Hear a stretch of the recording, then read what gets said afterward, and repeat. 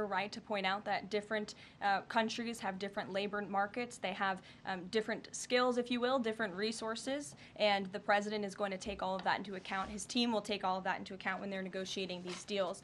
I do just want to point out one thing, that the president, everybody in Washington, whether they want to admit it or not, knows that this president is right when it comes to tariffs and when it comes to trade. In fact, Democrats have long said that the United States of America has been ripped off by the countries around the world. They just don't want to admit it now because it's President Trump who is saying that. In June of 1996, Nancy Pelosi spoke on the House floor.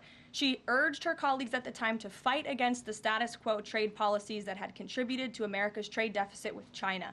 In fact, Nancy Pelosi said, "How far does China have to go? How much more repression? How big a trade deficit? How many jobs have to be lost for the American workers? How much dangerous proliferation has to exist before members of this House of Representatives will say, 'I will not endorse the status quo'?" Those are the words of Nancy Pelosi in 1996. Well, President Trump is finally answering her call 27 years later. Nancy Pelosi can thank President Trump today for the 104% retaliatory tariff that will be going into effect on China. In 2007, Chuck Schumer spoke of our nation's crippling trade deficit, saying, "These are the kinds of records the American people don't want us to be breaking. The administration needs to move beyond words, take action now to reverse a trend that threatens our prospects for future economic growth."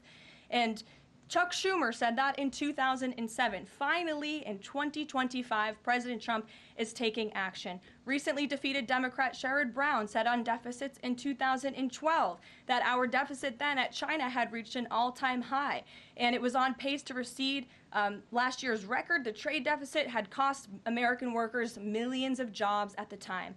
These are the words of Democrats years ago. It is about time America finally has a president who is taking action to restore those millions of jobs back to the United States of America, to boost our manufacturing industry. He's doing what's right for the American people. It will take a lot of labor. It will take a lot of effort. But that's exactly what the American people elected this president to do.